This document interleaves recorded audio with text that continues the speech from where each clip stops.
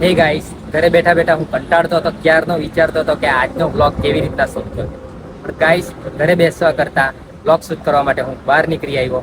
Guys, સ્વાગત છે તમારું આજના મારા ડે 5 બ્લોગમાં. અને ગાઈસ, ઘણા લોકો વિચારે છે કે બ્લોગ શૂટ કરવા માટે સુંદર ઘર, લક્ઝરી કાર, સુંદર રૂમ હોવું બહુ જરૂરી છે. મારી પાસે અત્યારે એમાંનું કંઈ નથી લક્ઝરી કાર, નથી સુંદર રૂમ. એટલા માટે હું મારી પાસે જે છે એ હું બતાવવાની કોશિશ કરીશ. કોઈક દિવસ આખા દિવસમાં કંઈક ખાસ બનતું નથી, પણ યાદ રાખજો કે હંમેશા દિવસમાં એકવાર કંઈ એવી એક્ટિવિટી થઈ જ જાય. કારણ કે કોઈ દિવસ એવો બનતો જ નથી કે એક સરખો હોય. બધા દિવસ આપણા જીવનમાં અલગ અલગ જ હોય. એટલા માટે હું પણ જે છે એમાંથી જ ખાસ બનાવવાનો પ્રયત્ન કરીશ. ગાઈસ, તમે પણ મારા આ બ્લોગના સફરમાં જોડાયા હોય તો તમારો દિલથી આભાર. ગાઈસ, અત્યારે તો આજે સોમવાર છે, અત્યારે હું જવાનો છું મહાદેવના મંદિરે. ચાલો તમને હું મહાદેવનું મંદિર બતાવું.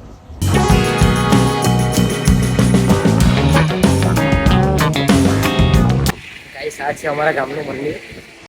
ચાલો આપણે પહેલા મહાદેવના દર્શન કરી લઈએ અને એમને પાણી ચડાવી દઈએ.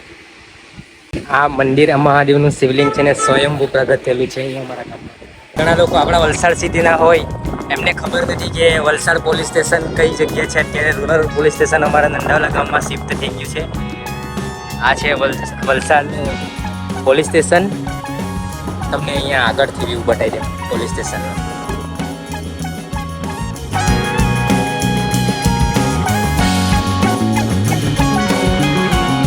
અહીંયા છે ગાઈસ વલસાડનું rural police station. Valsad rural police સ્ટેશનમાં જવા માટે તમને લોકેશન આવી દઉં. ગાઈસ, આ છે હાઈવે નંબર 48. ગુંડલાવ ચોકડીથી તમે સુરત બાજુ જશો ને તો અહીંયા એક વંશ હોટેલ આવેલી છે. અહીંયા વંશ હોટલના બાજુમાંથી એક્ઝેક્ટ એક રસ્તો પડતો છે. એ સીધો રસ્તો પોલીસ સ્ટેશનને જાય છે, રૂરલ પોલીસ સ્ટેશન પાસે. બરાબર. ઘણા લોકો મને કોલ કરતા હોય એ પૂછે મને કે તમારા ગામમાં વલસાડ પોલીસ સ્ટેશન ક્યાં આવ્યું, એટલા માટે મારે આ બનાવવા પડ્યું.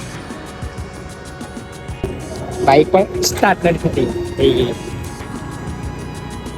હવે થઈ ગઈ.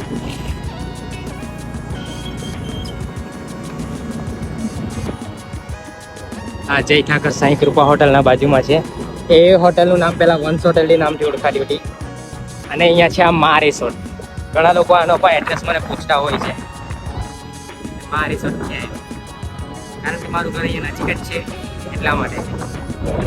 પણ ગાઈસ, ડેલી બ્લોગ શૂટ કરતા હોય ને મારા જેવી પરિસ્થિતિનો સામનો કરતા હોય મને કોમેન્ટ કરી દેજો.